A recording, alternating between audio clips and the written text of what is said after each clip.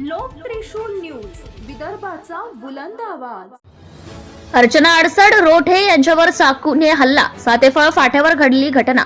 भाजप महायुतीचे उमेदवार आमदार प्रताप अडसड यांच्या बहिणीवर अज्ञात हल्लेखोरांचा काल रात्री चाकूने हल्ला करण्यात आला आहे।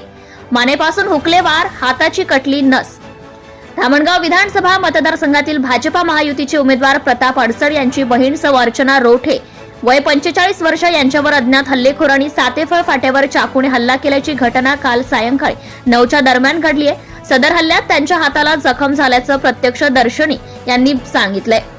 दरम्यान माने जवळून वार गेले आहेत। सविस्तर वृत्तानुसार काल रात्री भाजपचे उमेदवार प्रताप अडसड यांची बहीण सौ अर्चना रोठे या मतदारसंघात प्रचार करून परतत असताना मतदारसंघातील सातेफळ फाट्यावर अज्ञात हल्लेखोरांनी अचानक हल्ला केलाय।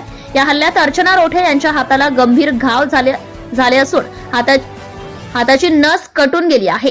हल्लेखोरांनी मानेवर वार केले, मात्र त्यांनी हातावर हे वार घेतले। यावेळी त्यांच्या गाडीवरही हल्ला करण्यात आला। त्यांची गाडी क्रमांक MH27 DB 5001 या गाडीचे समोरील काच फोडण्याचाही प्रयत्न झाल्याचं समजतंय।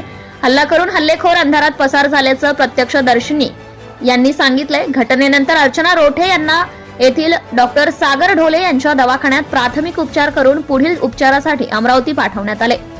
कार्यकर्त्यांनी तक्रार दाखल करण्याकरिता चांदूर पोलीस स्टेशनमध्ये एकच गर्दी झाली होती। आपला प्रचार दौरा सोडून आमदार प्रताप अडसड हे अमरावती येथे रवाना झाले। हल्लेखोरांना पकडून कडक कारवाई करण्याची मागणी व सूचना आमदार प्रतापदादा अडसड यांनी प्रशासनाला दिल्या आहेत। लोकत्रिशूल न्यूज, चांदूर रेल्वे। पॅनिक होऊ नये आणि कुठेही काही घटना घडेल या पद्धतीचं वागू नये, स्टेटमेंट करू नये।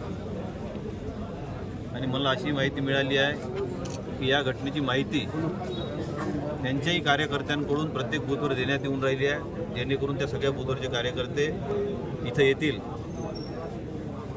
आणि मग जे काही त्यांना करायचं आहे ते त्या ठिकाणी करण्याची संधी मिळेल।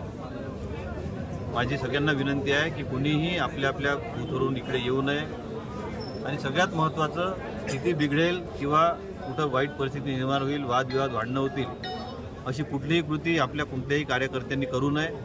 शांततेनं सगळ्यांनी वागावं। कायदा असल्यामुळं कायदा आपलं काम निश्चितपणे करेल आणि कायद्याच्या माध्यमातून आपण त्यामध्ये जी काही कायदेशीर प्रक्रिया आहे ती करणं सुरू आहे। पण या पद्धतीनं या थराला जाऊन या पद्धतीनं वागणं हे निश्चितपणे कुठल्याही संस्कृतीला न शोभणार आहे। आम्ही तर सर्व याचा निषेध करतोच, पण या पद्धतीनं सुनियोजितपणे ठरवून असा हल्ला करणं हे आजपर्यंत या मतदारसंघात कधी झालं नव्हतं। पण दुर्दैवानं ही घटना झालेली आहे। याची सखोल चौकशी होऊन संबंधितांवर योग्य कारवाई व्हावी अशी मी प्रशासनाला विनंती करतो आणि सूचनाही करतो। माझी सर्व कार्यकर्त्यांना विनंती आहे व सूचनाही आहे की कोणीही आपल्या गाव सोडून, बूथ सोडून हॉस्पिटलला येऊ नये।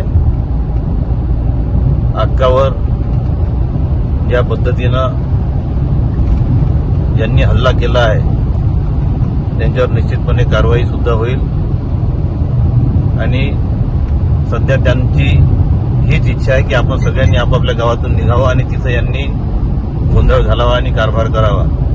त्यामुळे माझी विनंती आहे की कुणीही आपलं गाव सोडून, बूथ सोडून बाहेर येऊ नये। फोनवर तुम्हाला सविस्तर माहिती देत राहील। आपल्या पदाधिकाऱ्यांशी किंवा PAशी आपण संपर्क साधला तर आपल्याला माहिती मिळेल, पण कुणीही आपलं गाव सोडून येऊ नये। Subscribe now and press the bell icon. Never miss an update.